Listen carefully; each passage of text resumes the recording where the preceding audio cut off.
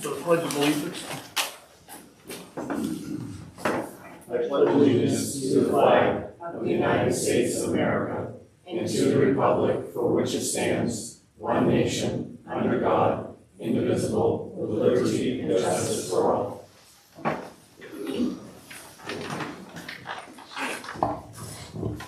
Roll call. Anthony Reynolds. Here.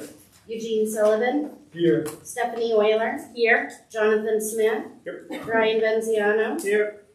Debbie Koalis. Here. Dave Hart. Here. Aubrey Searway. Here. Hannah Waning. Here.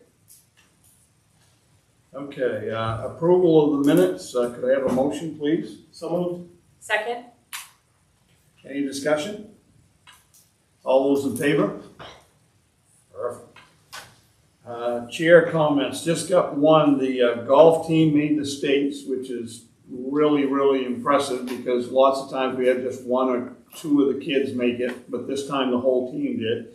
And Stephanie's daughter also made it, and I didn't want to embarrass her too bad, but Mackenzie Euler has made the states.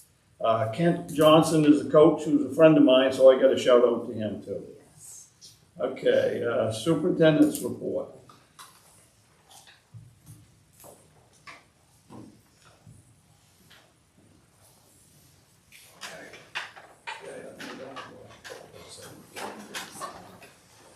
Good evening, everyone. I'll give you a moment in case you want to shift some seats around. Committee members, you have a copy of the presentation. I've left a few at the back as well. It is my pleasure to speak with you tonight about our student achievement data, and you'll see as we go through this that there's other important data as well, such as enrollment and class size information. But this is something that is typically my experience to do every year with a board of education or a school committee to let everybody know how our students are doing. This helps us to not only celebrate the great work that's happening in our classrooms, but also many times to identify specific objectives and areas that we'd like to continue to focus on. So just an overview that what we'll look at tonight is some student achievement and related data. And really, we use this to guide decision making. We also want to keep our public and our school committee informed about the academic progress of our students, and then also draw conclusions in some ways about the effectiveness of school programs and the needs within our school system. I want to remind not only our school committee members, but our public, but the Maine Department of Education maintains a Maine School Data website. The link to that is on the left. This is lagging data, which means it's more than a year behind. The most recent data that is up there for not only Herman, but all Maine schools is from 2020 through 24. You won't see that updated to reflect 24-25, probably till later in the fall or early winter. But it is neat to be able to click on Herman, for example, and then look at just an overall snapshot, or look at the demographics, or look at graduation rates, and all of that is contained within that page of the Maine Department of Education. We're going to look at some of those areas and then dive a little deeper. Let me start with district enrollment, and I'm showing you two different columns here. There is a projected column with an asterisk, and that goes back to a demographic study that was done in 2017-18 that was projecting what enrollment would look like. I spoke with some of our town leaders, and they informed me that the desire of doing a demographic survey at that time was that there were a number of subdivisions being approved within the town, and it was important to get a projection of how that might impact the schools and class sizes.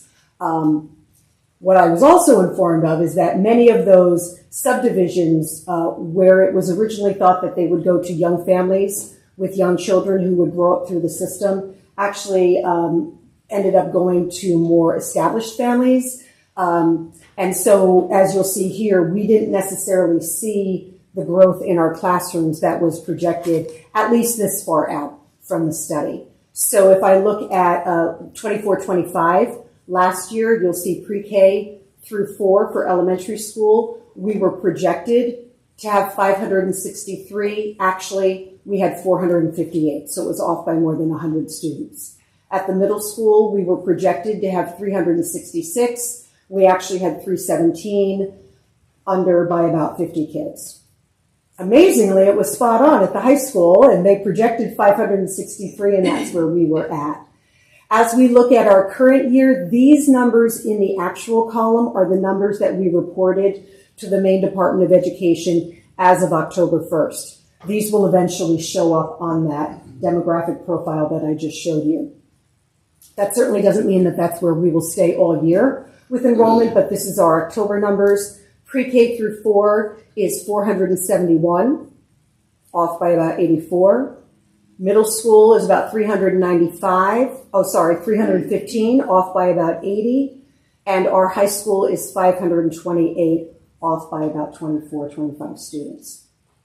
So that's what it looks like right now for October for this year.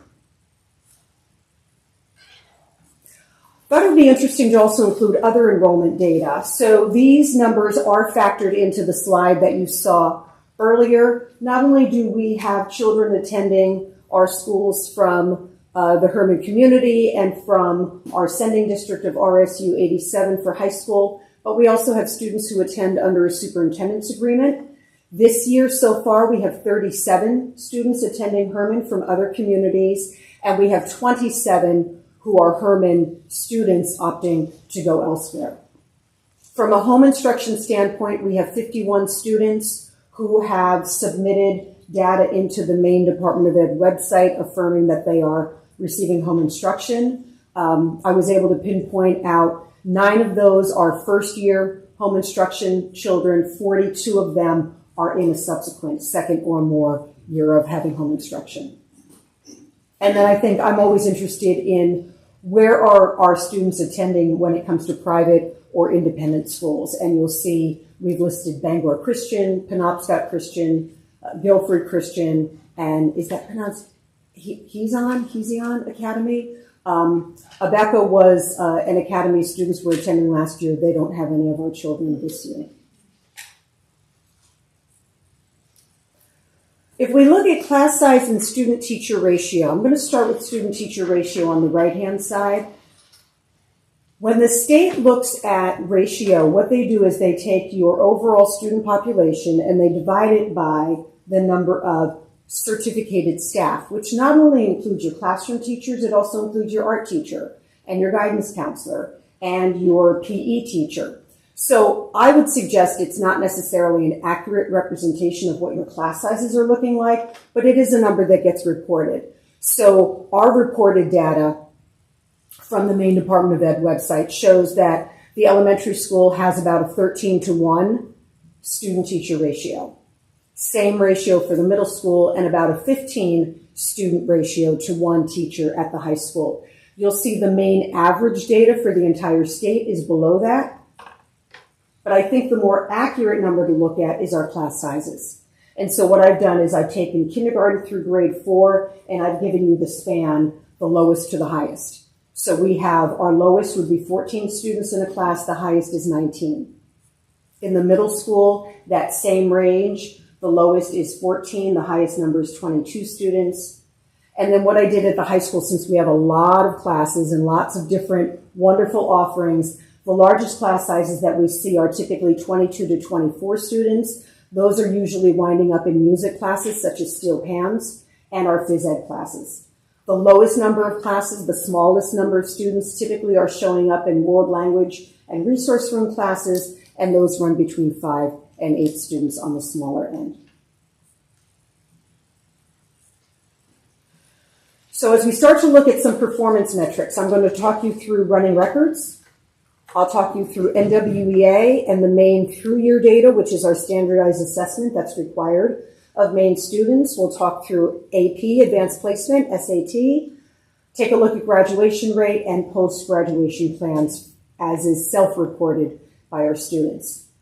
So let's start with running record data, and I'm going to give you a second explanatory slide after this one. One of the things that we do in our elementary schools is we have additional benchmark data that we're able to use to help us get a handle on how our students are doing with their reading comprehension, reading fluency, and reading stamina. So in taking a running record, what a teacher would do is he or she would sit side by side a student. That student would be reading from a text, and the teacher is really marking where their miscues are, where they're making errors. And clearly, if you're making lots of errors, then that's not a book that's a decent level for you. You're really struggling with it. But we're aiming to find that just right level, and then we're going to start to ask questions to ensure that comprehension was really strong through that. That lets us define the level that that student is reading at. The expectation in Herman is that in kindergarten, our kindergartners are reading at level D by June. And what we show in the data is that 76% of our kindergartners are reading at that expected level, which I have to say, I've been in a lot of districts, and I was an elementary principal for many, many years, and I know what data look like in other places. This is very, very strong data. In first grade, the expectation is that we're reading at level J by June. That would, for example, be Harry the Dirty Dog, a book like that. Henry and Mudge is another example of a typical level I or J book. 78% of our first graders are reading at that level by June. For second graders, we're expecting level M. An example of that would be the Boxcar Children. So now you're getting into very early chapter books. We have 88% of our students reading at level M in second grade by the end of the school year. In third grade, the expectation is level P. That would be Fablehaven on the right. It's a much more, I would say, robust chapter book. A lot more happening. Sometimes there's a change of setting. You have a lot more characters that you need to keep track of. We have 84% of our third graders meeting that expectation by June. And finally, in grade 4, level S is the expectation. That would be the historical fiction novel in the bottom right. And we have 72% of our readers reading at that level. So let me show you another way to look at this. And this is tiny, but this will be posted on the district website when we're finished. So I'm actually going to go to the column on the right. When we talk about kindergarten, we know that not all our kindergartners enter kindergarten reading, and certainly it's not an expectation. We want them reading by the end of kindergarten, but some of them may have gone to preschool, some of them may not have had a preschool experience. So we would like to see them at level D by the end of kindergarten, but we've got a whole range of what we often will see in there. So you'll see A through D is generally considered acceptable in kindergarten, or it's a range that we often expect to see. In first grade, where level J is what we expect, we also see that full range of E through J showing up in grade 1. To take it even further, if we look at the left, those different colors will let you know what exceeds expectations. That's that lime green, where you're meeting expectations. And then the aqua and the orange show students that would be below. So if we look at kindergarten at the very top. If you're reading at a level E or higher, you're really exceeding expectations in kindergarten. Remember, we're hoping to see students at a level D. D is meeting, that's the aqua. And then C or below just means that we're going to keep an eye on those students. Maybe in the coming year, we're going to start to identify them for some targeted intervention. We utilize our Title I teachers to support reading intervention at the elementary school, and so students are identified. This is one of those measures that we use. But if I go back to this, that's very strong literacy data.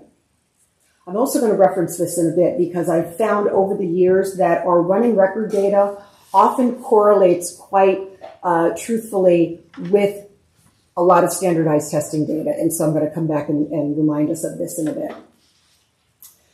So we also have standardized testing data that we take through the state of Maine. In kindergarten, first and second grade, this is the NWEA assessment. And in grades 3 and 4, it's called Maine Through Year. Maine Through Year is really still an NWEA assessment, but they add additional questions related to content standards from mathematics and from reading. What I've given you in the bottom is what are the tested areas that Maine is looking for. They're looking at literary text, informational text, and vocabulary in Maine Through Year. What I've also done is I've used colors to longitudinally track a group of students over time. So you'll see that in first grade of 2021-22, we had 63% of the first graders meeting at or above state expectations. By the time those kids were in second grade, they were at 75%. By third grade, they were back down to 62%, and then by fourth grade, they were back up to 75%. So we can use this data in a number of ways. Often we'll use it to just track, as I just did, longitudinally. Are there students who may have had a low beginning, but now they're showing growth over time? We're also able to track it so that if we're really making instructional changes or adding more robust instruction, hopefully we're seeing a full growth across all grades within future years. So the column on the right for 24-25, you've got 71% of your students at or above state expectations. It grows to 80. It grows even higher to 84. And then it dips back down to 76 and 75. So remember that bell curve? This is what we saw with running record data. 76, 78, 88, 84, 72. Which is really neat. Often we use this, and I know if students are reading at grade level, if they're understanding at grade level, often that skill translates into other types of assessments, and especially for reading, right? If you can read nonfiction text, if you can read and be a fluent reader and read with stamina, you're probably going to do well on other types of standardized tests when it comes to reading. And then here's math. And again, we're showing at or above, at and above state expectations. And for the main 3-year test, the tested areas included operations and algebraic thinking, numbers and operations, measurement, and data.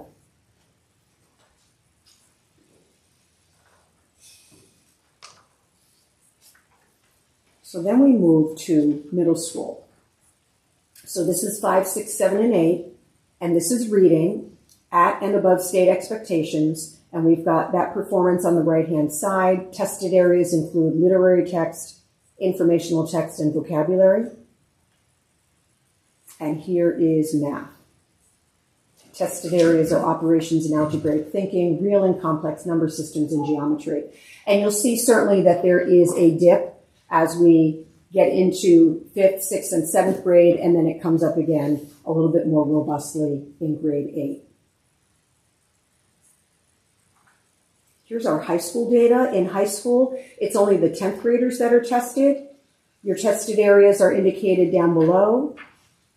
The challenge of when we get into high school is that high schoolers often don't take their testing, except for the 2 young people sitting to my right, often don't take their testing as seriously as we would like them to, and so it's difficult to track this and have it be a really, I think, valid score. There's other data that I'm going to show you tonight that I think speaks to how well our students are doing.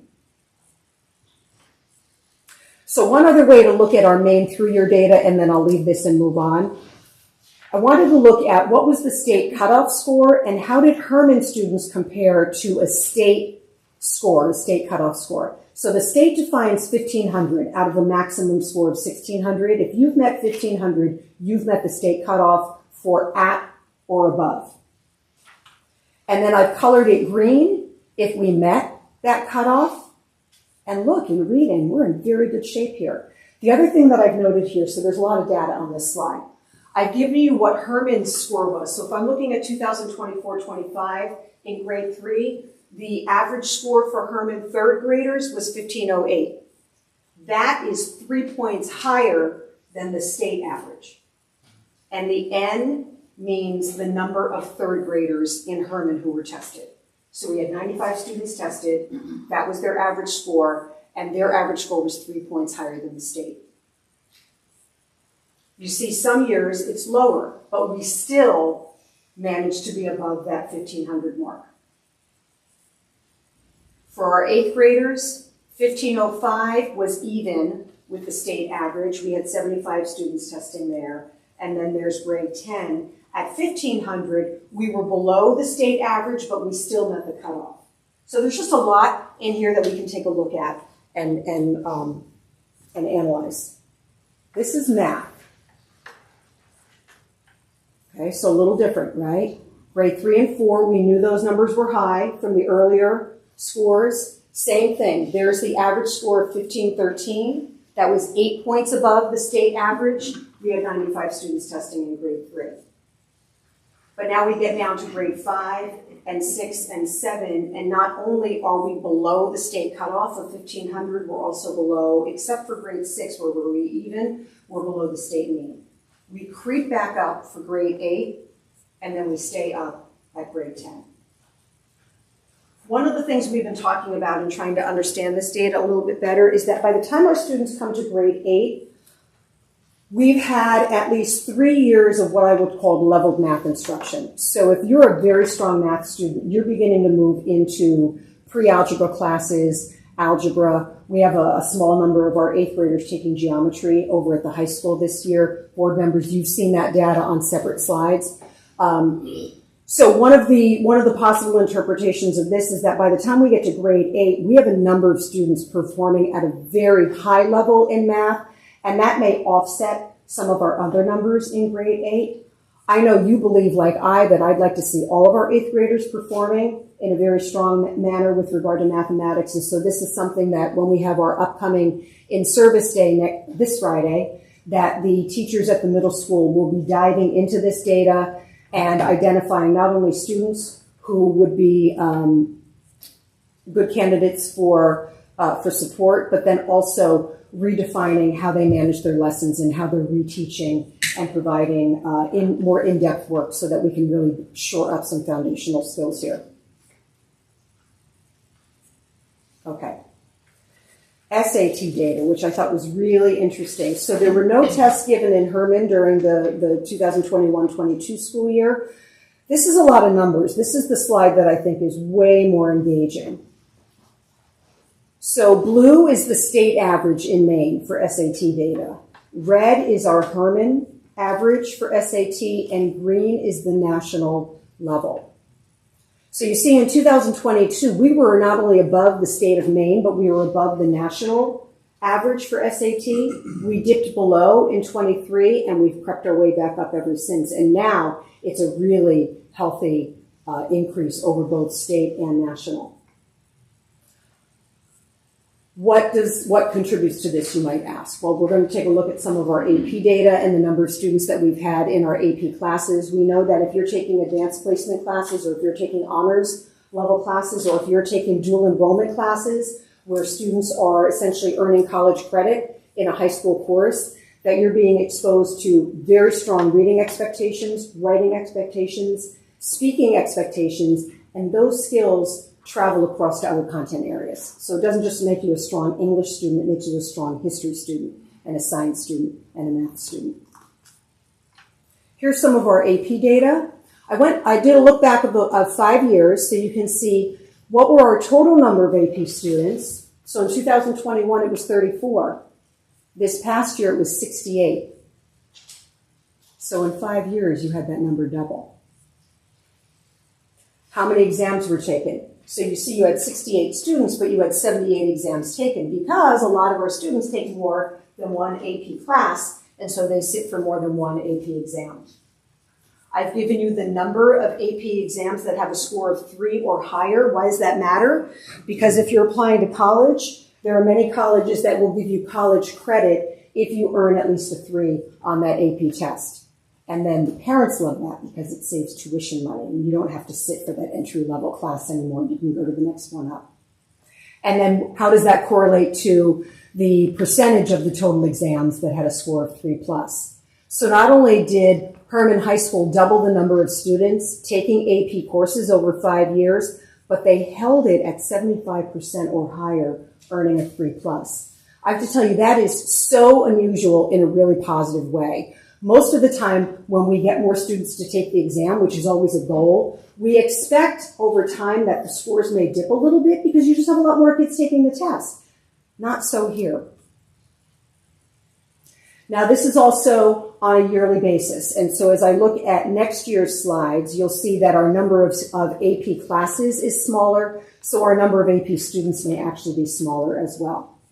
This is just the number of courses that we've offered over the past few years. And we don't offer every class every year. Some years students just don't subscribe to it, and then we put it on hold and we bring it back again.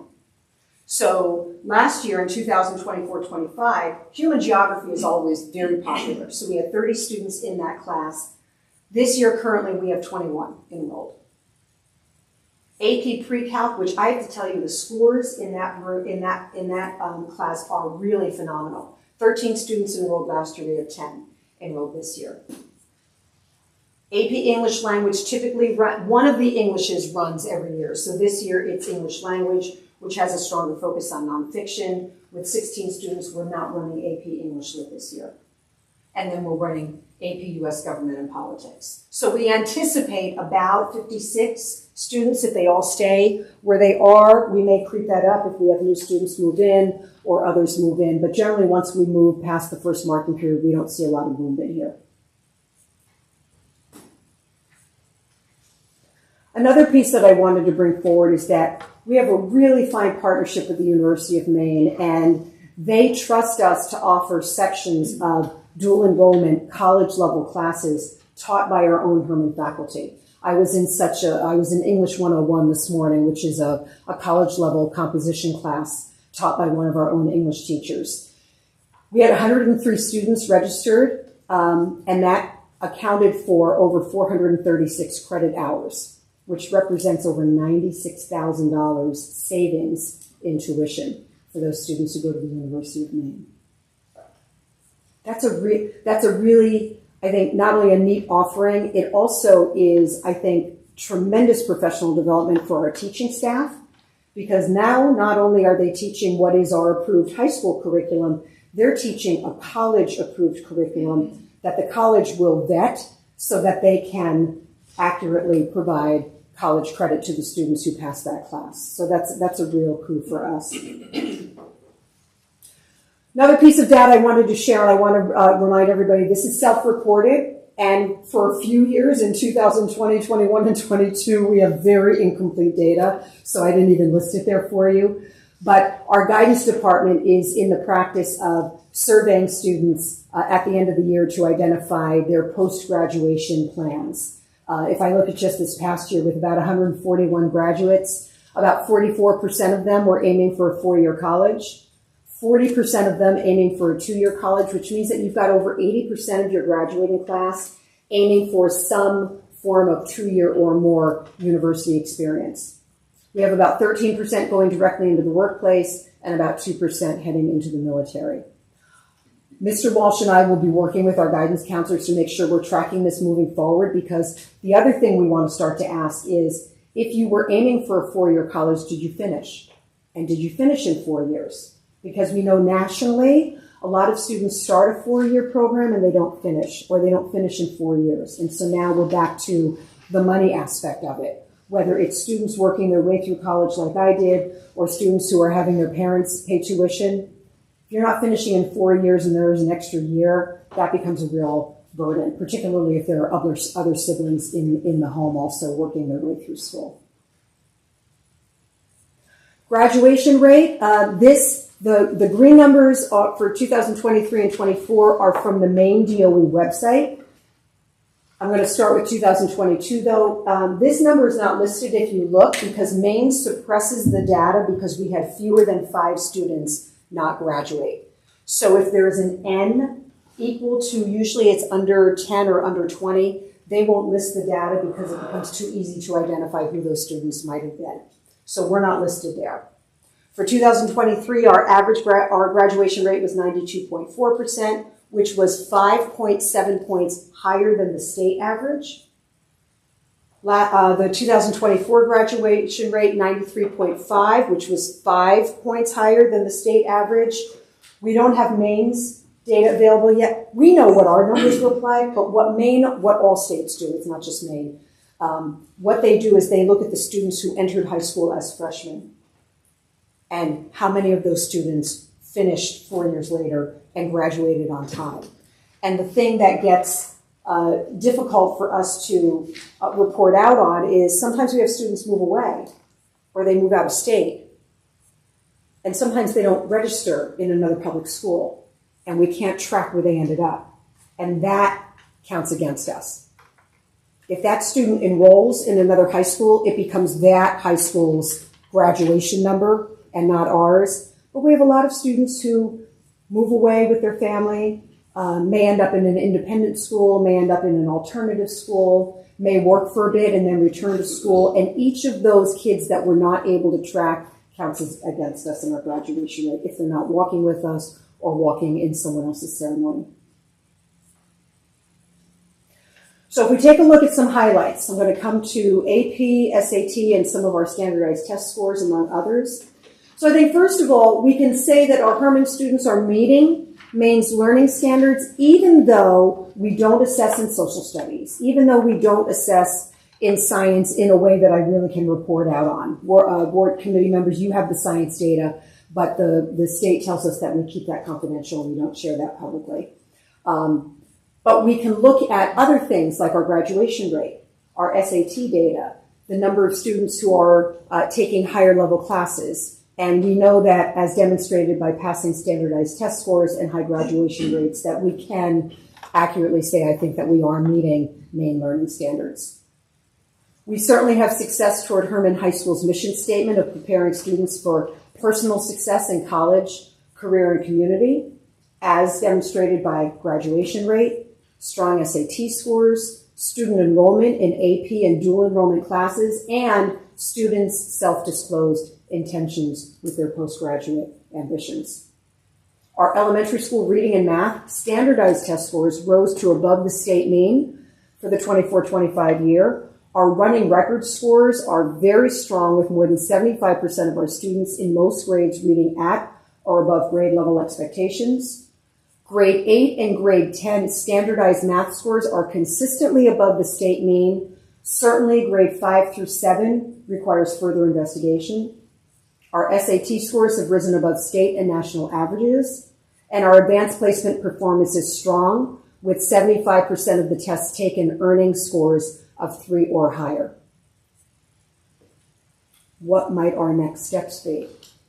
We certainly want to continue our district-wide focus on building reading stamina and promoting independent reading. If you take a walk through any of our school hallways, some of you will be in the schools for parent-teacher conferences next month. You'll see that many of our teachers have a little whiteboard outside their classroom door indicating the book that they're currently reading. And it's a great way to begin to have conversations with our students about, oh, you read too? What are you reading? I was at the high school this morning, and there's some great titles that our teachers have posted. We aim to re-engage our elementary school teachers with Bridges math training and resources. Bridges is the name of the math textbook that we use in the elementary school. And during our in-service day on Friday, we actually have a consultant from the company coming to meet again with our teachers, walk them through the resources that are available online, and give our teachers time to plan future lessons with those resources and with that consultant. We want to identify some district benchmark assessments, just like we have running records that I think become a really valuable second tool for us in literacy. We should be doing the same thing with mathematics, so that we're not only relying on state assessment scores to help us identify how our students are doing in math. So we'll be working to identify our own benchmark assessments so that we can have another lens into student math achievement. Our middle school teachers this Friday will be reviewing assessment data so that it can inform their instruction and prioritize student intervention.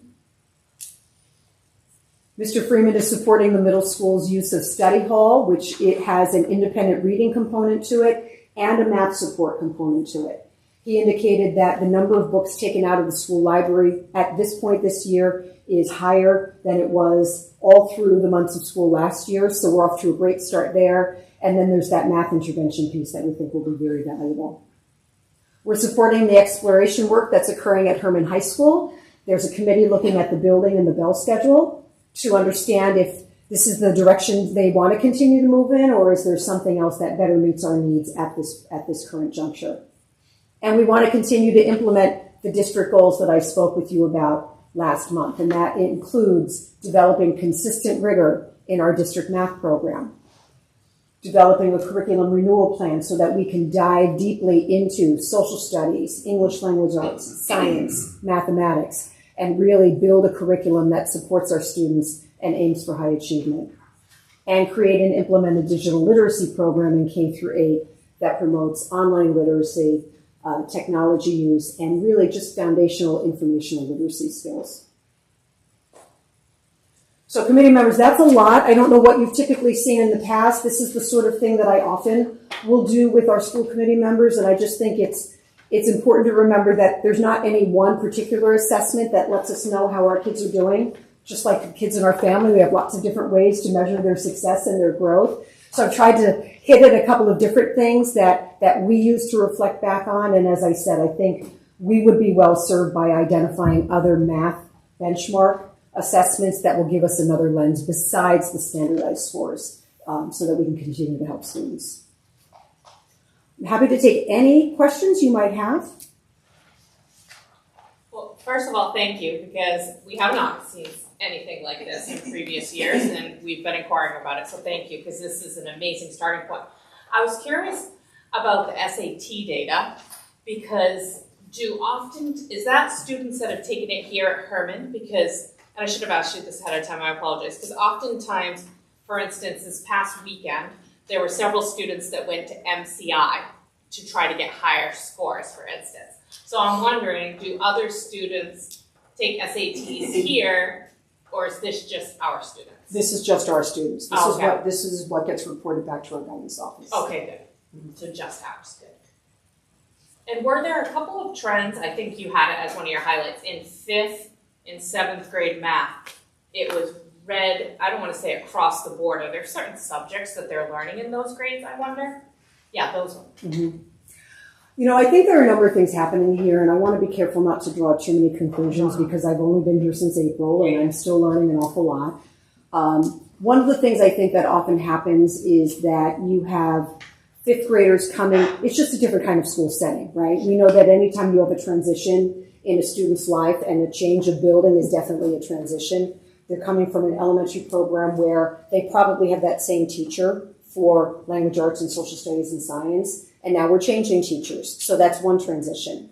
We also have a change of textbook and a change of curriculum. So while we will this Friday when we have our in-service day, we are including the grade 5 math folks in those Bridges conversations so that they've got additional resources. By the time we move into middle school math, they're working off of a different textbook and a different program. And that's something that I think is definitely necessary to delve into because we want to understand, is this the right fit for us? Is there something that we could be doing better with? Or do our teachers have all the resources that they need to be doing their very best work? So these are things that, you know, my colleagues who've been here longer and know exactly where to go to pinpoint data, they're already on this. Yeah, thank you. Because it was just across the board. Sure. It wasn't the group that was moving along. Mm-hmm. It just, I wondered. I just think it's interesting to watch your process throughout the month, you know, when you send the first draft, and then I sent you a whole bunch of questions. I thought you addressed like almost all of my questions. I thought it was a good presentation. Thank you. All right. I had a comment and a question. So it almost looks like the state average dips in those grade levels as well. Mm-hmm. And so the other thing that kind of stands out to me about that time is, you know, all the biological changes that are happening for kids at that age too, and how that impacts their readiness for school and all the social challenges that pop up within that age group. Mm-hmm. Can I make one additional point? The main 3-year falls back onto the NUIA math growth, and they're not the exact same test, but in 5th grade, so 2nd through 4th grade is a version of the NUIA math growth. 5th through 8th grade is a different version of that. I don't know if main 3-year has the same test questions or not, but I see that right across the board that we're dipping and we need to increase that, so we're definitely on it. So. About 15 years ago, we had to hire tutors to help with our math and in those same grade levels, and we never could figure it out because we had really good math teachers at the time. But for some reason, I mean, we had to hire either 2 or 3 tutors to help these kids so they'd even pass in that grade level, in 7th and 8th. All right. Thank you, everybody. Thanks for your attention.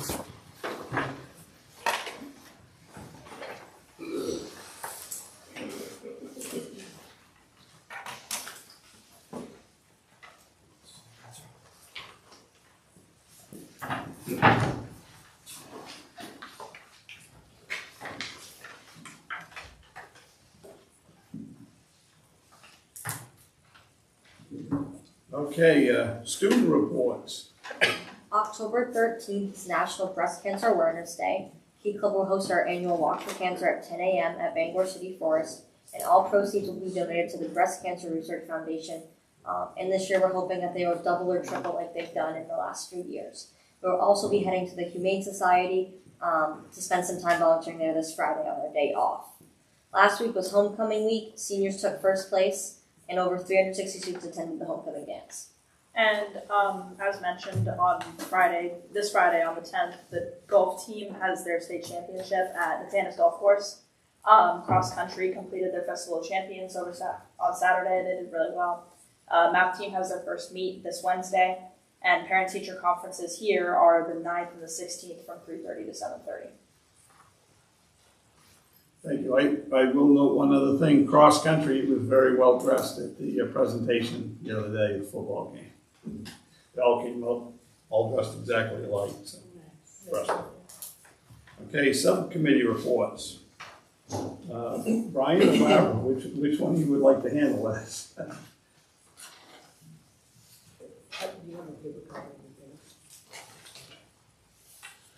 So the Finance Committee met on October 1st, and Mrs. Youngblood provided an update of the FY25 and a report of the FY26 account balances. The subcommittee, we reviewed the AP voucher detail checklist and check listings. Those were emailed to us. Then we received some information from Mrs. Youngblood informing us on food service and cafeteria expenditures. And you'll see that in your packet tonight for purchasing of service line equipment, dedicated washer and dryer for the food service, related electrical and plumbing work to support the hot lunch funds, and a new dishwasher at the elementary school. And the dishwasher and serving line equipment will require committee approval because it's an expensive line item. And then Dr. Sargent asked if these sorts of needs to be, Dr. Sargent was asked if these need to be identified prior to summer break so that the summer months can be devoted to equipment replacement. So we can finish this so while school is out, it doesn't interrupt food service, providing food service during the regular school year. We are receiving a new lift bus, and that was programmed in the budget. It has arrived, so the fleet is accepting that. The fire pump installation at the middle school was completed, and it was paid for through insurance minus the deductible. We have a timeline for the FY27 budget that we discussed last month. Dr. Sargent asked us, as myself and Tony, for any guidance on the FY26-27 budget for the planning as far as numbers to look for. And that was general guidance and something that we should discuss as a full committee. And then warrants, supporting documentation for all warrants will be included in a Dropbox or shared folder, so that when we get notification that we have warrants on that Thursday or Friday, we can go to the Dropbox and see the voucher report as well as check report and any other supporting documentation. And then, I got lost here. Supporting documentation for warrants is attached to the signature page, and the subcommittee agreed that this is no longer needed to be duplicated on the committee agenda. I don't know if that's an agreement or something that was discussed. I think probably the committee should have to look at that as a whole. And then the subcommittee considered drafting goals for the 25-26 school year. So. Thank you. Policy committee. We met on the 29th. Two policies come forward for a second read. One of them is the exit survey form. It's an attachment to GCPVA. The subcommittee recommends the removal of the attachment. This is obsolete now because the exit survey is an online form. Exit interviews for school employees. The recommendation is to remove the last sentence. The survey that states that the survey that is to be developed is to be approved by the Herman School Committee and then attached to the policy. We're asking to not attach it to the policy and replace it with exit survey questions will be shared with the school committee and will focus on improving employee retention and satisfaction. The subcommittee believes that including specific questions in the policy language may impede the exit interview process and limit discussion, the opportunity for discussion. We're bringing forward policy EBBD, temperature standards for schools per legislative direction. The subcommittee recommends that this policy required as a result of recent legislation for the first read. JJA, co-curricular philosophy for Herman Middle School. The subcommittee recommends abolishing this policy because it's a philosophy, not a policy, and it's already in the middle school handbook. The subcommittee reviewed several policies related to physical restraint, and the recommendations are to abolish 3 of the policies, JKG, IJKGA, and JKGA-R. 2 of them were put in place in 2005, well, actually all 3 of them in 2005, and they are already contained in policies JKAA-R, which was put in 2024, and JKAA, which was put in 2021. So those will be the policies. And then Dr. Sargent recommended that the policy for use of private vehicles for school business be withdrawn from consideration because the district has an internal procedure in place to address this, so that the policy is not necessary because it's already there. There was a discussion about the subcommittee considered possible goals for 2025. There was an interest, I don't know if the question was what we as the policy committee should bring forward as goals. From my perspective, I think that continuing to bring policies up, work through policies and update them, because some we found that need to be, they're already included in new policies, so working through those. One of the other things that we talked about was continuing to get some education on the ED 279 and essential programs and services would be a benefit for all of us to know how those forms, factor into budgeting and what the state looks at. So, it was a quick meeting, but a busy meeting. Well, good. Okay, public comment. If you have a public comment, you're welcome to come up. I've got a couple people. Please don't use names and job functions, and if you have a serious issue, we have a superintendent that you can get a hold of. Just be careful what you say to protect yourself, and then we'll go from there. Haley Kieser. Thank you. I want to speak on quite a few topics, actually. One is the lack of transparency that has taken place since the transition in July. You guys have stopped having subcommittee meetings be public. Those are supposed to be public. It's really sad that the constituents would have to sue the school into compliance, and that was recommended by the AG's office. So I think as a committee, you guys should promote and follow your own policies to include and want to be inclusive to hear from parents. That includes the finance meeting so that we can know what's going on throughout the year, meeting packet information, and then policies. There's no way that we can talk about policies and you guys drive them through just as a procedure. You don't need to do it that way, and parents don't get the chance to actually read the policies or even see them. We have to log in now in order to see it so you guys can know exactly who's going in. It just violates the transparency that we are trying to establish as a community with our school to rebuild the trust that's so broken. Next, reviewing the warrants. I guess I have a question. I worry about my time going over. I was unclear if you guys are now saying that the documents will be scanned, and then are you signing electronically at home, or are you still having to come to the office? Okay, so but they're going to be scanned. All the information that you usually sit and read is scanned in your review. Just the packet. Just the warrant articles. Listing. Mm-hmm. Okay, so when I watched the last meeting, I was impressed to see Mr. Sullivan actually question Mr. Venziano about the fact that he has the right and the ability to sit and read those warrant articles. And when I served on the school board, there were times I was there for an hour and a half reviewing and looking at the receipts. Do they match the warrants? Do they match the bills?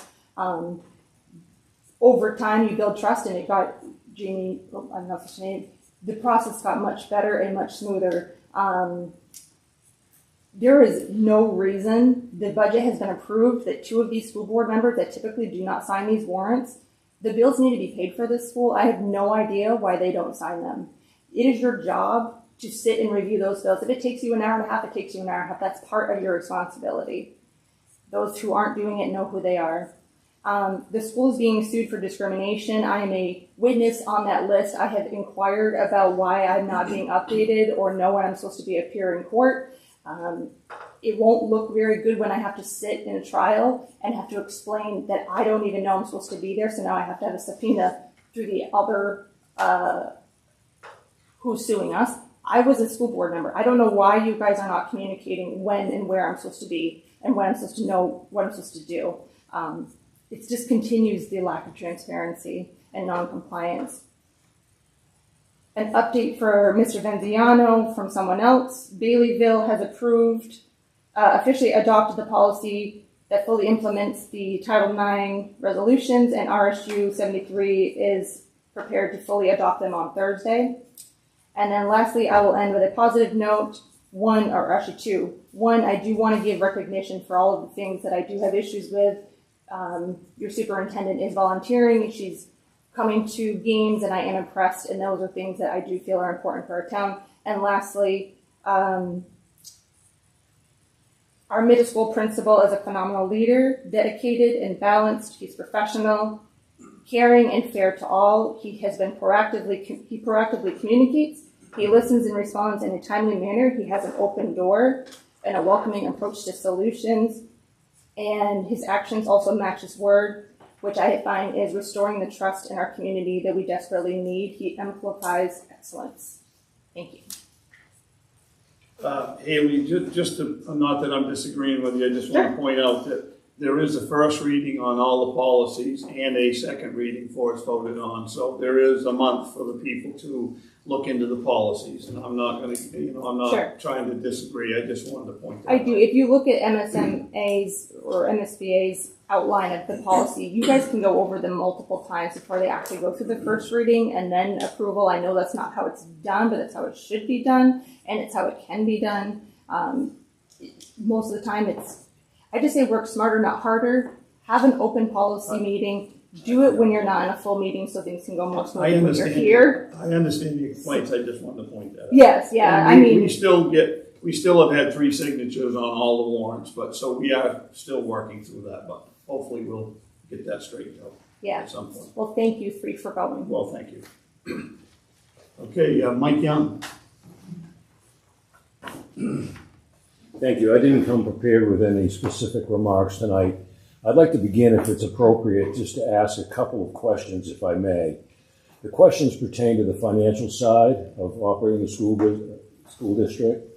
I salute you all for the academic performance that you've achieved and are intent on continuing to achieve. But we also have to be focused to doing it in a fiscally prudent way. And so the school budget for this year, as it impacts the town of Herman, in terms of dollars and percentages, what is the increase on this fiscal year over the previous fiscal year?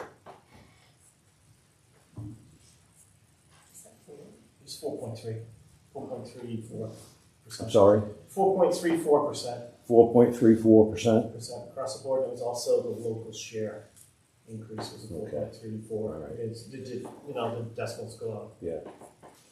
That's a question I wanted to ask because I, like many of us in this room and in this community, have experienced a significant increase in property taxes this year. And I think ours was around 30% increase, leaving one to wonder then where's all the money going? Now I understand there's been a reassessment of property values which can drive up the cost of property taxes. At the same time, adjustments in the mill rate can be made to offset those increases. And I know that the school committee is only a percentage, a pretty significant percentage of the overall municipal budget. And I know that state funding can affect that. I also know that funds that flow from the town to the county can also impact those things. But I thought that the increase, and thank you for sharing that with me, was much larger than that, because I think the overall increase this year in property taxes, maybe we're on the high side at the 30% level, but I think it's certainly in the double-digit figures. And that just seems fiscally imprudent to me. And if I may encourage you going forward to take a fiscally prudent and responsible way in preparing budgets, I think it needs to be really thought out. I think strategic planning should be a part of your operations, where you're looking 5 to 7 years out, looking at the shifts, the trends, the future conditions, and how that can impact this community, the school system, either positively or negatively, and take steps to put things in place that will help offset those increases. There's more that I could say. I know there are time limits. I've never been to a school committee meeting, so I'm not sure if I've exceeded those or not. But I just would like to encourage you to be more fiscally responsible going forward. And I thank you for the opportunity to speak this evening. If I could just clarify the answer I gave you. Yep, absolutely. So it was an overall 4.3 increase. It was what? It was overall a 4.34% increase. It was the same increase at the town level. Where there is an increase to the taxpayer is it was not subsidized by use of a fund balance. So in previous years, we'd used $1 million to offset the local share. Okay. And we did not use that $1 million for this 26 year because the $1 million was not available. So it's still a 4.6 increase to the town share, but for the taxpayer, there's an extra $1 million increase that was being used through the fund balance of the school. So it's an extra $1 million, which equates to what on a percentage basis? It would end up being less than that would, I think, comes out to be less than 1%. Yeah, okay. Right. But just in honesty of it was a 4.3 increase to the town share, but that does not accurately reflect the use of the fund balance, which you see as a taxpayer. Thank you for using the microphone. My taxes went up so much this year I couldn't afford a new hearing aid. Thank you. Thank you very much, Mr. Young. Tony, one thing I want to point out the portion. Yeah, one thing I will add, if you look at your tax bill in the center, and a lot of people, they look at the bottom line and they go holy and they put it away. The municipality is up 53.73%. So 53% of your money goes to the municipality, not the school. The school budget this year, 39% went to the school. In years past, it used to be 70 and 80% went to the school, and 18% went to the municipal budget. So they've had a lot of problems over there. They put the track in their budget, so that drove up their budget. They've had waste management drive up the budget, snow plowing, and a whole bunch of things drive up the budget. But you really need to look at both places. We are trying down here to, we've got rid of some teachers. Hopefully we've done it right. We've done it when somebody retires, we don't replace somebody. But we are definitely concerned about the tax bill for the town of Harmon. Well, thank you for pointing that out. I appreciate that. We do plan to attend the town council meeting on Thursday, I believe it is this week. Yeah. Thank you so much. And one thing I will point out, Herman is in excellent financial shape. They could take a bond out to reduce some of the tax rate for the people over a certain amount of time. I know some people in Milford that are paying a 24 mill rate, and ours is 12. So $11.85. Yeah, well, I'm trying to do simple figures. Yeah. I struggle with math at 7:32. Thank you, sir. Thank you. All right. Now that I've covered up my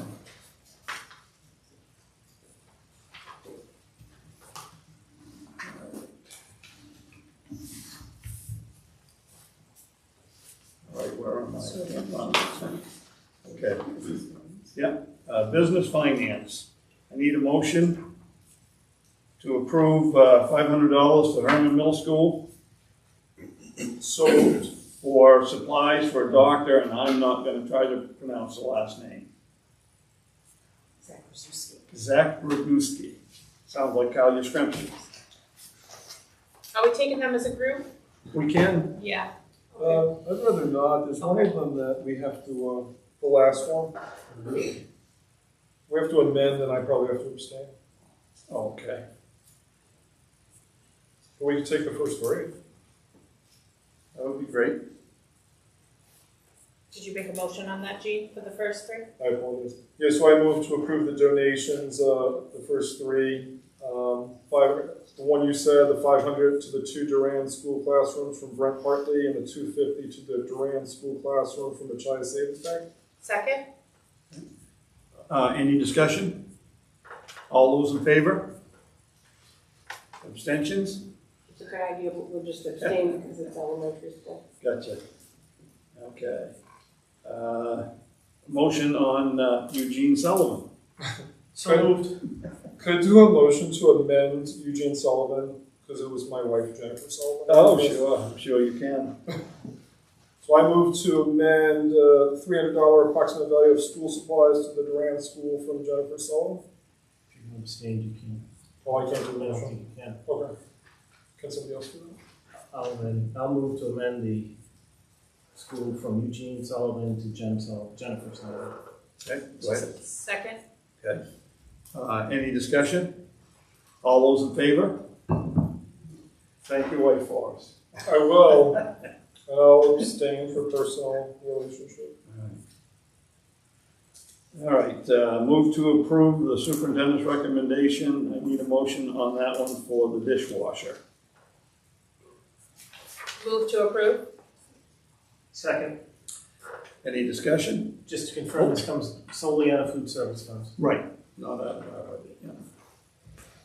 Is this the, I'm sorry, is this the one that's the hot lunch fund balance? Or am I wrong? Yes. Yes.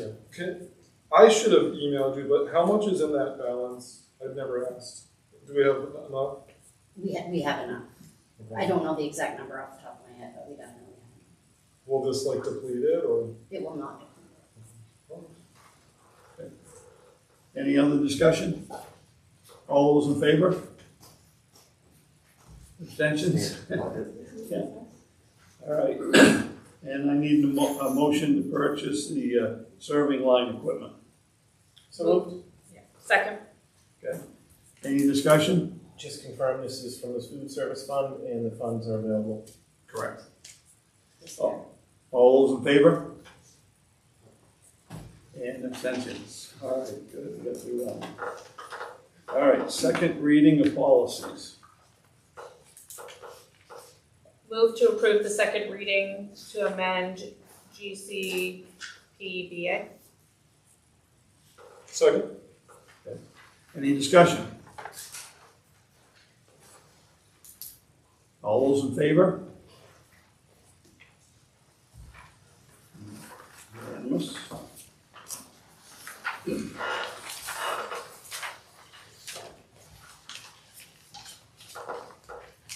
All right, move to approve the reading of policies. First reading. You want to take them individually or as a group? A group is fine. Okay. I have a question on them, so but if you want to take them as a group and then I can ask a question in Eugene. That'd be great. Motion to approve the first reading of the 5 policies listed below. Second. Okay. All right, any discussion? Brian? Yeah, under EBBD, temperature standards for school, on days of extreme heat, considering rescheduling test exams to another day to enable more effective demonstration and evaluation of student performance.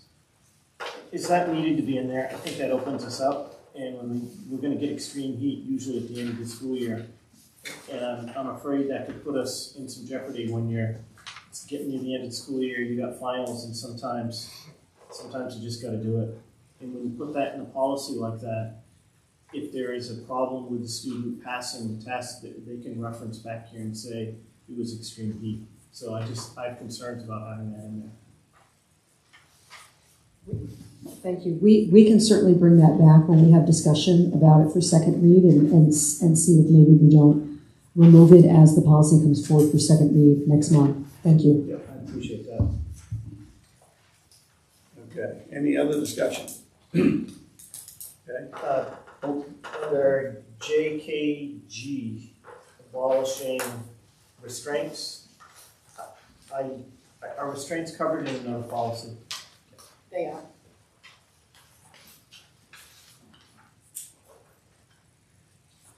Okay, those are the questions I had. okay. All right, any other discussion?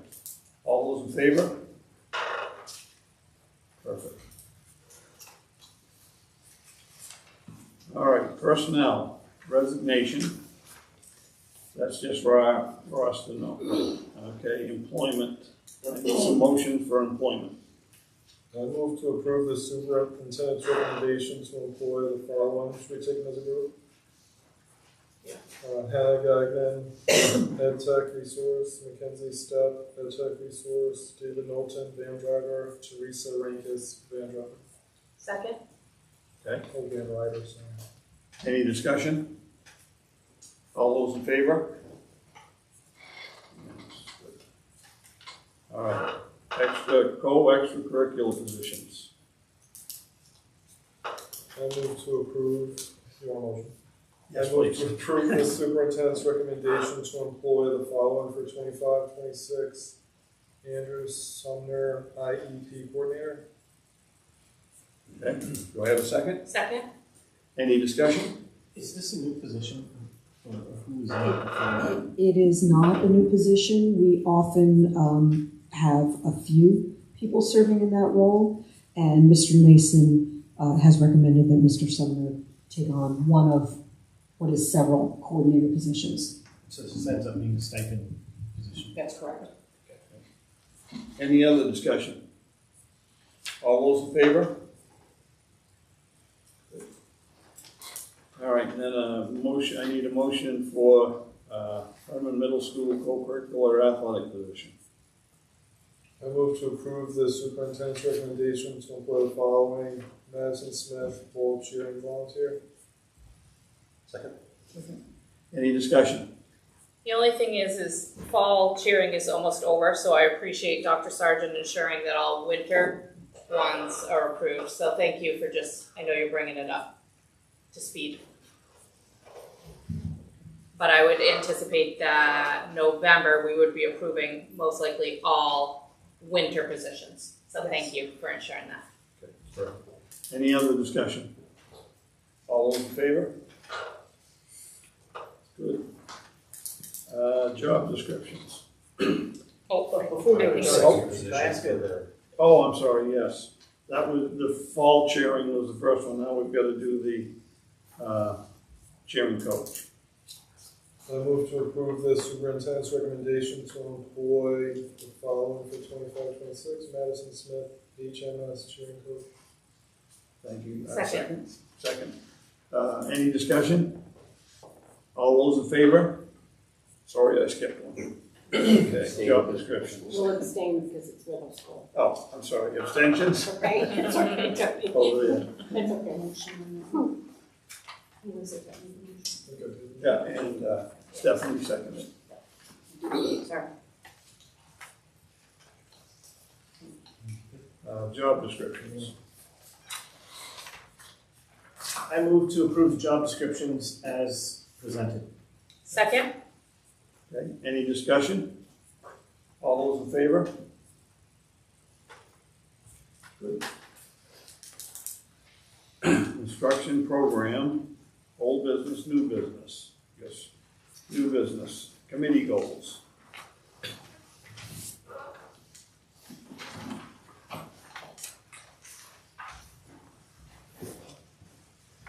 What are we gonna do with committee goals?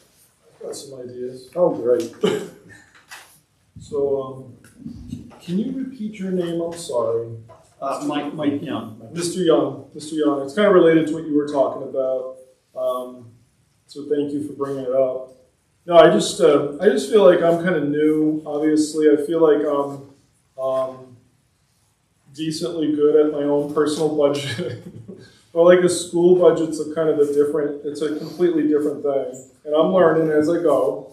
But like I've taken your statements very seriously, because property taxes went up for a whole bunch of people in the town. And I know that a lot of people in town, that's really, really tough. And I hear that. So what I'd like is, to get education. I want to thank Dr. Sargent, by the way, because I think this was brought up, and I think it was Principal Walsh had told us to look at a certain link, which I thought was super helpful. Thank you. But I still have some questions, to be honest with you. Some of it honestly goes over my head, and maybe that's just me, or maybe that's a common feeling here. I don't know, but I would, as a goal, I would absolutely love a presentation from somebody like you, Jamie Young, Jamie that is very knowledgeable in this, that could help us break it down, because I just think that Brian has shared some stuff with me as we've talked. It sounds like it's a lot of payroll that the majority of the budget seems to be payroll oriented, but it's that other part of the budget that maybe we can look to see what we can do with. And I'd love to have more education to see how I can help as we get more and more into budget season. So that was one thing I was thinking of. So education presentation, what else do I have here?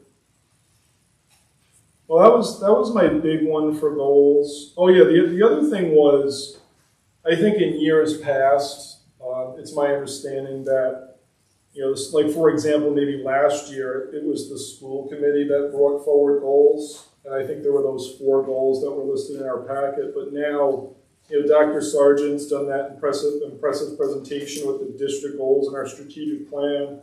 So I don't think it makes too much sense for us to come up with new goals necessarily. We already have the goals.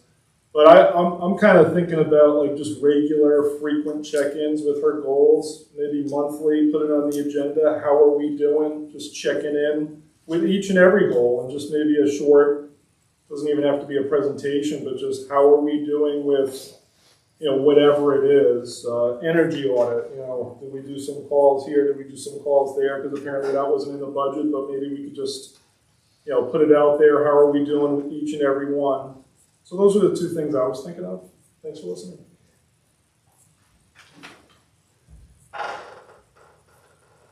Any other goals? To your point, Gene, I can join with you on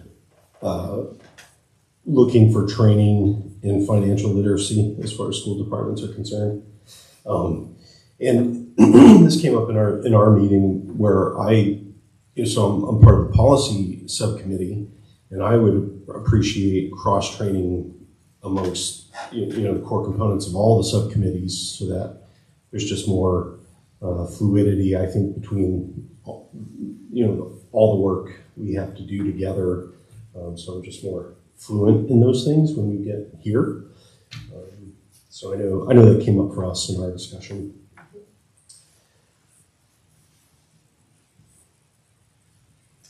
Anything else? Anybody else? I will tell Mr. Young one thing is, I believe our salaries and benefits were a little over $17 million last year, and our budget was 21.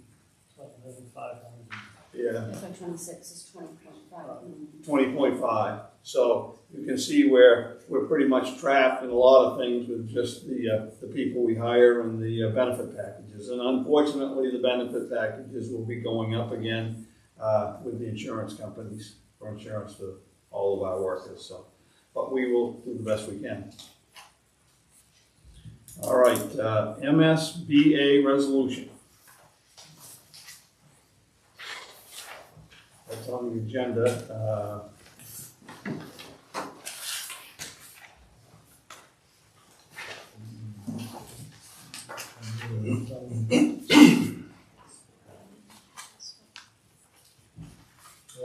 What do we do with it?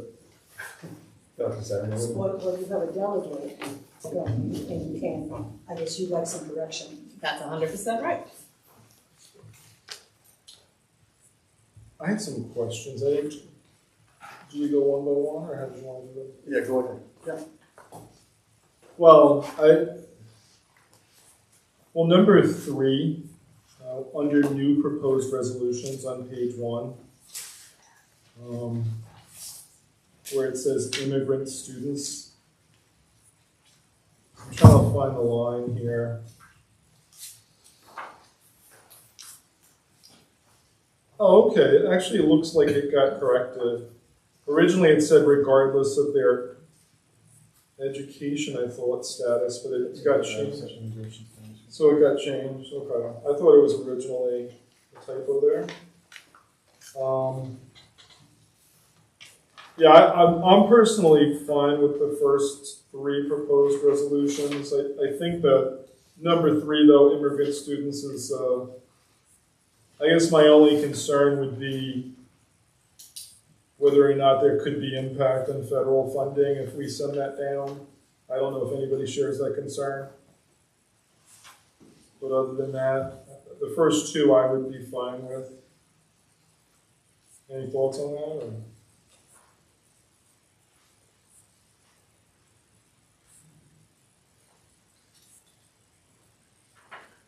Tony, so we could take them individually and just have the committee vote and make sure that they agree with what's written here, or if they had any suggestions, right? Yeah. Have we voted in the past, right? No. Right. We didn't do anything. For the last 2 years, we haven't done anything. Right. But that's my understanding of the role as delegate, is to make sure that the committee all agrees, or if you have anything you want me to bring forth as our representative.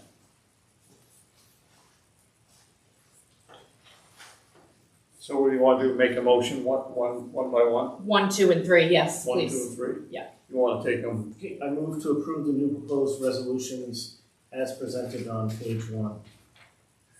Okay. And that includes number 3 that you had a question on. Okay. Yeah, so I second. Okay, we got a second. Discussion.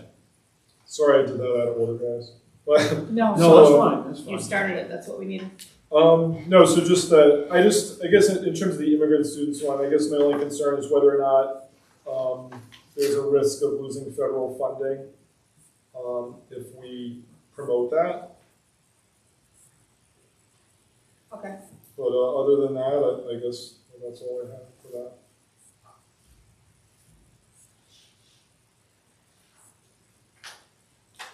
Excuse me, why aren't you reading these or providing them for people? Because we have no idea what you're talking about. So you're proposing stuff to the state to bring into policy that we have no idea what you're saying. So either read them or provide them, which I asked for a copy. This isn't a policy to NSBA resolutions. But we don't know what it says. And I asked for it in email.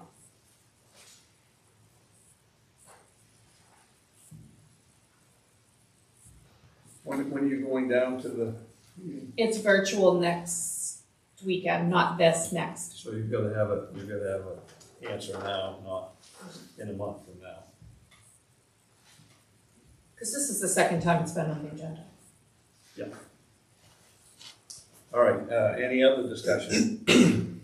Actually, procedurally, do we have to take this off the table or something? Because didn't I table it? So maybe, should we do that? I move to take the NSBA resolutions for work, off the table for work. Second. Okay, any discussion on that? All those in favor? And now I'll take a new motion then on accepting 1 through 3. I move to approve new proposed resolutions 1 through 3. Do I have a second? Second. Okay, any other discussion? All those in favor?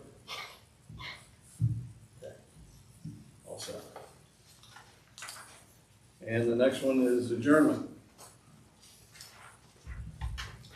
Oh, recommendations for deletion is on page 2. I move to approve the resolution recommended for deletion. There needs to be a second. Second. Any discussion? Well, I had asked Dr. Surgeon about 2A, 1A, administrator evaluation effectiveness, but she had answered that, so I'm all set. So thank you. Dr. Sargent, do you know if the removal of teacher as a legislator is being removed due to change in law? So the Maine School Board Association urges the legislature to amend the statute regarding teacher leave of absence as legislators by establishing a limit on number of terms that teachers may serve as a legislator under this provision. So do we know the rationale why they're doing that? I don't. The only thing I can surmise is that when a teacher has an approved leave of absence, whether it be for participation in the military or legislator, that teacher essentially has a placeholder on their teaching position, and so you can't hire a permanent person to replace that. That person ends up sort of being a substitute for a year or 2 or 3 years and has no claim to that position because that other teacher has been approved. So I think this is probably aimed at resolving that, or at least capping the number of years somebody could be away before they need to return to that position. Yeah, I mean, the reason I asked it was because I realized that the Social Security repeal of the windfall elimination clause is because we passed laws for it. So when we were looking at the deletion of that teacher legislation as a legislator, I was not familiar with that change in law. Okay. All right. Any other discussion? Tony, just as formality, since the goals was tabled as well last time, maybe we should just take a vote on that too. Good idea. Yeah, just for formality, please. Yep. You didn't vote on any goals. We didn't vote, but it's brought back on the agenda, so we needed to remove it from the table, just for formality. I move to bring goals from the table to work. From the table. Okay. Do I have a second? Second. Any discussion? All those in favor? Okay. And now we have a motion in a second. On deletions. Yeah, on deletions. Any other discussion? All those in favor?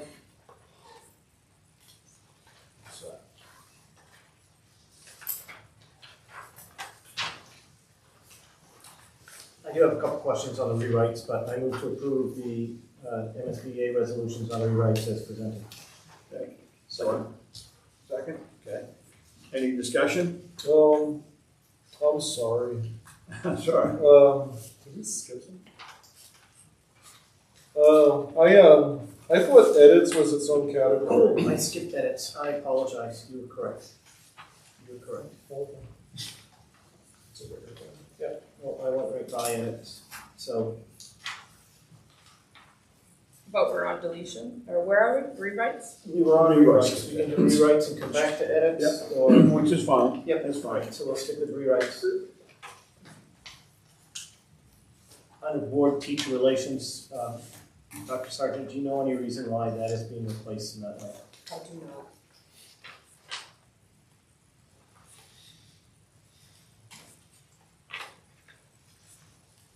All right. Any other discussion? Yeah, I got a couple. Trying to find it. I thought 2B, 1D, school curriculum. Did you say 2B, 1D? Yep. It's on page 5. Yeah. And, I don't know, I just thought that language was pretty vague. And I thought, I don't mean to jump around, but then the very next one, 2B, LI, same issue. I just thought it was very vague, and I just don't know if there's like a commonality approach of like what that really means. Like I think a certain parent could think one thing, another parent could think something else on some of those. So I think it's just something that would be more appropriate for like a workshop and talking to parents and asking them questions, but it just seems to be very vague. I amend my motion to not support the 1D school criteria, to not support that change. It is in conjunction with what Gene just said about his desire to not support the rewrite regarding school curriculum. I'm taking them one at a time so I don't get lost. Understood. All right, And what this means is that we wouldn't support the replacing what's currently written. And my concern with what is the change is they're talking about historically marginalized groups rather than presenting realistic views of contributions made by various ethnic and racial groups. So I don't think that language needs to be changed. So I'd like our vote to be at the MSBA not to change school curriculum. And to keep it what it was before. Keep it what it Yeah. is. I know what it is. Okay, do I have a second on the amended motion? Second. Any other discussion? All those in favor of 2B1D being left alone? Left alone, not Left supporting, alone. yeah, not supporting the change, yeah. Okay. Anybody opposed? Okay, we have one. John is opposed. All right, where do you want to go next? Did you want to go to 2B1? Is that LI or 1I? I think it's 1I. 1I. I'm not sure. Yeah, it's just, I already made the comment, I just feel like it's very vague. I appreciate the spirit of it. I think it's got a good spirit, but I just don't know if all parents would agree what that means. I think it's just very appropriate to have a workshop or something like that so everybody could opine on it. Would you suggest to keep the language what it was? That's an interesting question. Because on the next page, it shows what it's replacing. That was the problem I had with it. I didn't like it, but what it's replacing isn't much better in my view. Is that my only option? Well, So, no, I don't think so. I guess for now, I just don't approve of the amendment or the rewrite. I would second that, saying that we do not support the rewrite on 2B1I, values education, and to maintain it as it is currently written.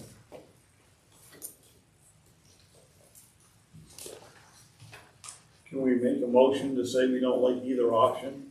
Send it down to them? Sure. No, I'm being serious. Yeah. Right? Can we say we don't really like either option? And you need to look into it. To delete both. That makes sense? Yes.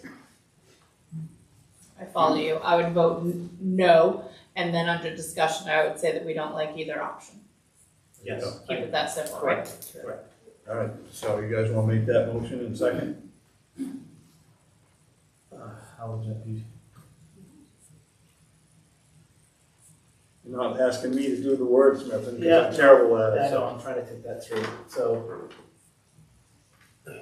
my first would be I move to vote no on replacing the language on 2B1I.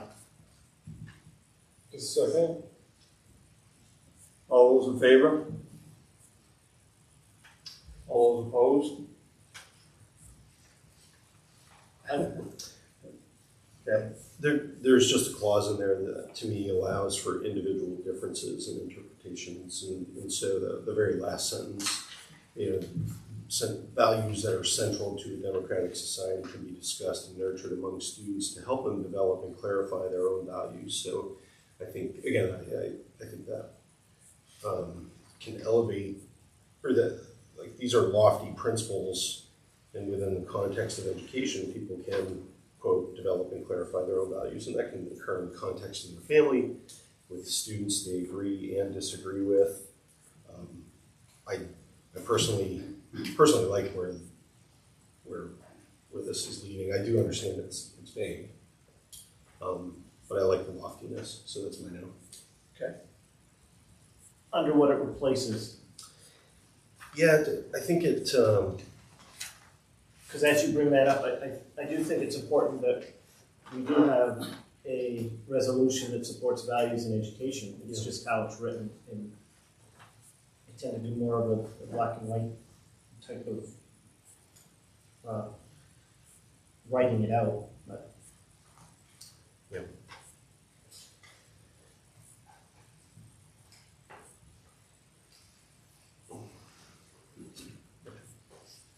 All set? Now, do we need a motion saying that we're not happy with either right? No, I already got that You've noted. already got that in there, okay. You wanted one, Brian? After thinking it through, I'm not so sure we should delete values in education. What's written is, you know, much like John said, is lofty, but at least get some of it. But didn't we vote to just not accept the rewrite? We just voted to not accept the rewrite, So we're leaving it the way it is. so leaving it the way it is. I know we discussed setting it to the delete column, but I'm no longer of the opinion that it should go to the delete column.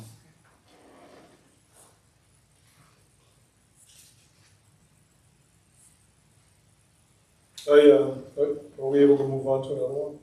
If you're finished with that, you're good with that.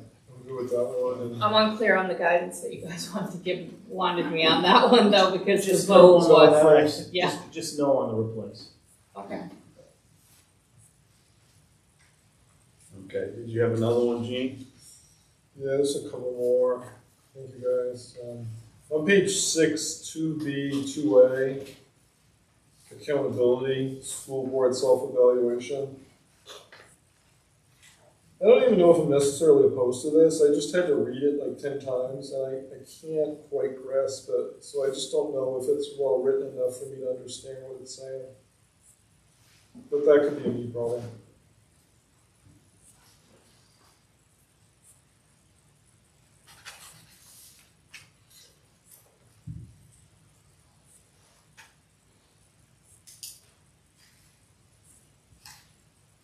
I guess my objection to it is vagueness, but if you guys think it's clear, then I'm all set.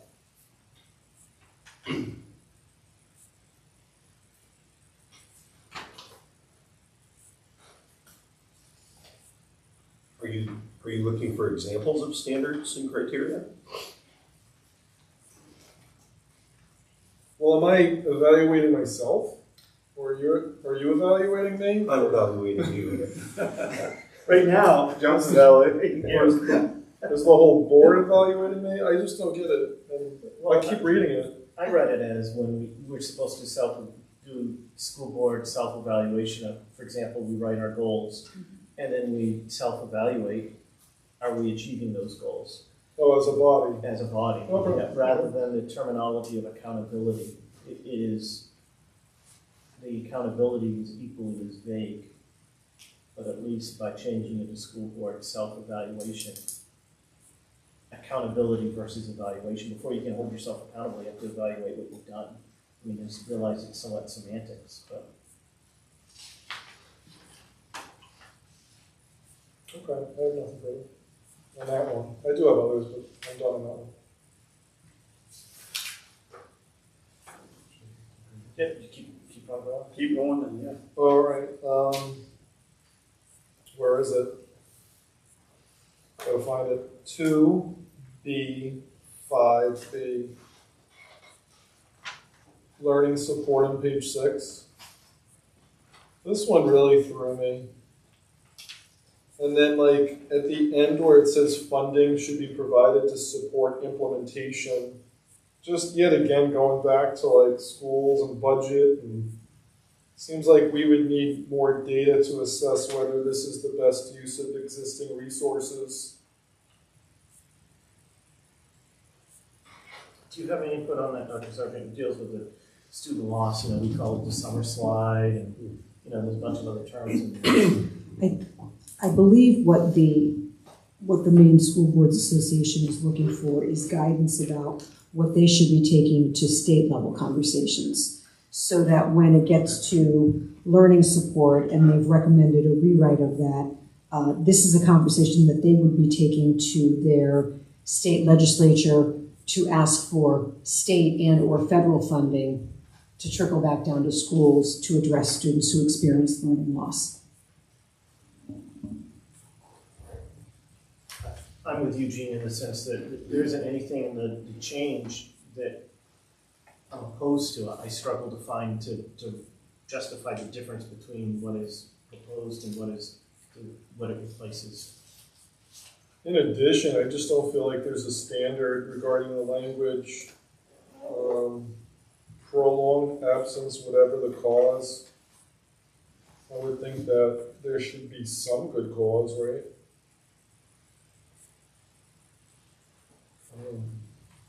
I mean, an illness would be a good cause. That's a great idea, but there could be many reasons for an absence that one would consider not a good cause. So that means we would not fund a student if they were absent for a non-approved cause.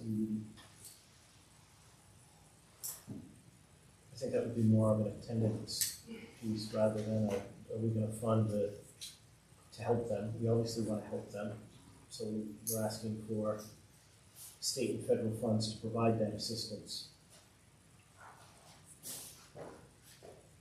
Well, that's the way I read it, and that's why I left it as proposed.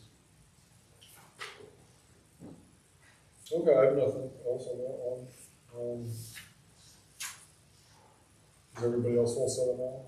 Because I'm moving on to something else. Yeah. I think just two more. I don't know, page, so 3B, 5D on page 9. Before we go to that one, can I give 3B, 3G taxpayer dollar support for public education? And the change that they want to have in there that includes vouchers and tax credits. There's stuff that are listed as siphoned off of public resources to support any form of private education. I'm not supportive of that change because as it is written right now, it replaces, it does not, the current right does not include vouchers and tax credits. So I'm satisfied with the way it is written now, and if the government should come up with vouchers or tax credits for a family to send their student to private school, then that should be their decision. While we're still not paying for it, if there is an individual tax credit or other voucher to another means, then that should be their business, not ours. So I move not to support replacing 3B, 3G taxpayer dollar support for public education and leave it as written. Do I have a second? Second. Any other discussion on that? All those in favor? All right, now we can keep going down to G, the one that Gene was talking about. Sure, yeah, on page 9, 3B, 5D, probationary employment period. I don't have a strong opinion about this. I just wondered if 3 years just seems like a long time. I didn't know, again, I don't know if that's standard. I would probably rely on Dr. Fargo. Is that pretty standard? That's a state decision. Oh. Currently, it's a 2-year probationary period. I would say 3 years allows a school community a longer runway with which to assess the teacher's growth. Sometimes a teacher comes right out of school and has a bit of a challenging first year, but they've shown growth and they're reflective, and we want to bring them back because we think they're moving in the right direction. And then if you end up with a second year where there still continue to be challenges, still a little bit of growth, you have to make a decision at that point about whether you're either not extending a contract to that employee again, or if you're going to bring them on and therefore take them off of probationary status. A third year gives you a little bit more time to consider the fit for the school community, the growth that the staff member has been showing, and it gives, I think, a school district more time to really support that person and help them to be a strong educator. There are some states that have the 3 year. There are some states that require 4 years before you move out of probationary status. Okay, thank you for that. And then just under rewrites, I just had one more. Thank you for putting up with me. 4.6, shifting retirement costs on page 10. This might be why I need education, guys. I read this and part of me doesn't know what that's saying, and I apologize. So I think that I could use some help with some explanation if somebody can tell me what that is. I mean, there have been movements to push some of what is known as mainstay retirement down to the local level, so that we carry more of a burden of those retirement costs that have traditionally been held at the main state retirement level. So the staffing retirement cost resolution very clearly states we also oppose the shifting onto local districts unfunded liability portion of retirement costs for those enrolled in the state's teacher's retirement plan. So it's been a state's teacher retirement plan for as long as I know, as long as my dad knows. He's pretty old. So. Okay, there's that section, unfunded liability portion, but I think you explained it. Okay, for rewrites, that's all I had. Thank you, guys. I just want to ask Dr. Sargent, under local control and student transfers, the rewrite is very bare bones. Is that something that is helped you, or on page 11, it says local control and student transfers, 4.8. And it replaces what seems to be some clear guidance. Is that something that you find helpful? Is that rewrite something you find helpful?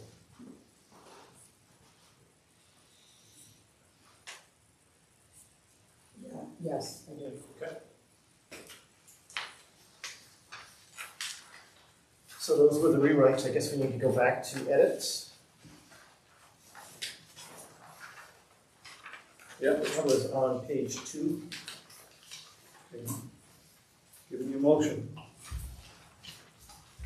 I move to accept edits as presented. Okay. Second? Second. Any discussion? I didn't see anything in the edits that really jumped out at me. I had, sorry. So on page 3, 2A3F, business employment of students. Do you guys find the term, like the phrase inappropriate attendance and grades to be a little vague? Like, what does that really mean?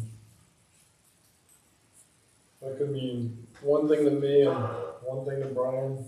You know what I mean?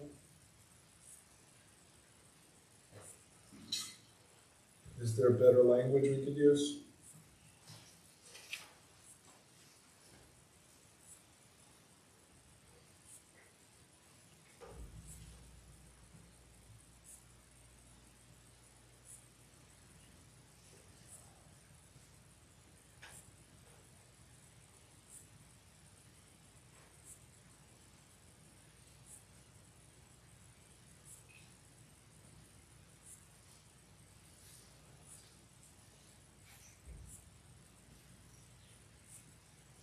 Maybe substandard? Or, I don't know if it's not a big issue for me. I just thought it was a little bit.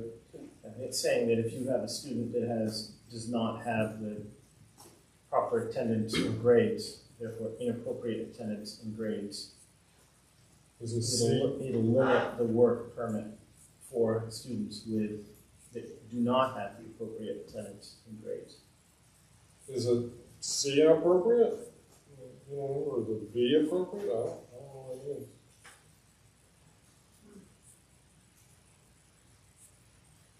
If I miss 7 classes, am I inappropriate? I don't know.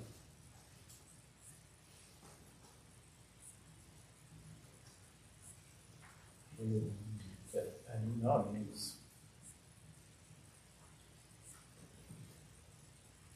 you know, what it's doing is it's saying the Maine School Board Association reminds local school boards of the statute. So it's reminding us to consider this when we're dealing with students. So if it's a student that's got 4 Ds, then I would consider that inappropriate. But if it's a student that's got A through C and then 1 D, I would look at that as favorable for student work if that ever comes to us. And the school would have policies too to look back on too. In 3 years, we've never seen anything on this.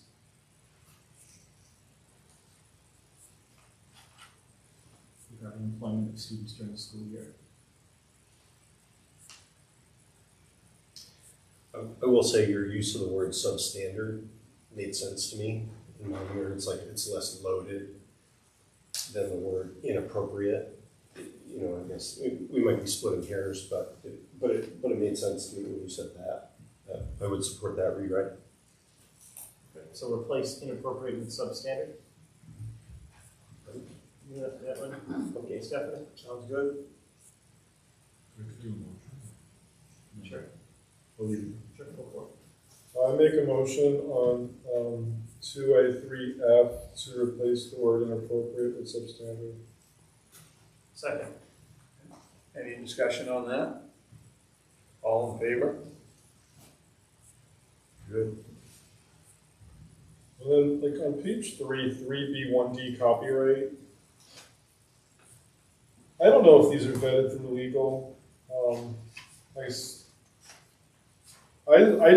I have no problem with that, but I just was questioning whether that's legal.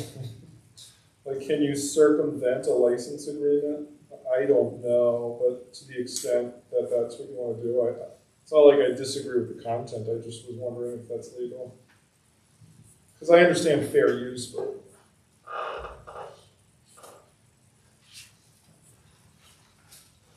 that was my only concern with that. I can move on. And let's see. 3B1E. Where's that? Page 4. Page 4.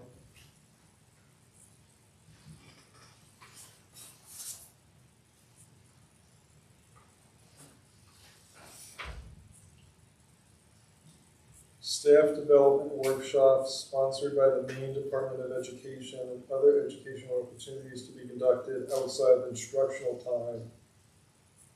The note I wrote myself was, is it fair to say that staff is getting paid for that? Right? Like outside of instructional time? Or I just don't want them to be doing. That would be part of the contract. Okay. That's the only issue I have with that. Yeah, I looked at that as the Maine School Board Association saying, if you want us to do workshops, schedule it outside of time you're supposed to be in the classroom teaching. You're supposed to be teaching. Okay. So, I'm all set. Thank you, guys. Stephanie, do you have what you need? Yes. She's taking. I'll take notes.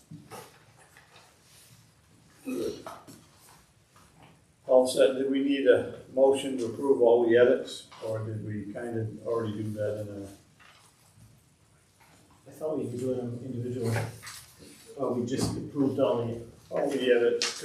Right, we didn't take any edits. So, I hear what you're saying, we need a final motion to approve. To approve the edits. Yep. I move to approve the MSBA resolutions as discussed. Okay. Second. Okay. Any other discussion? All those in favor? Perfect. Now we'll take a adjournment motion. Motion to adjourn? Second. I'll accept that. I'll start it. Got it.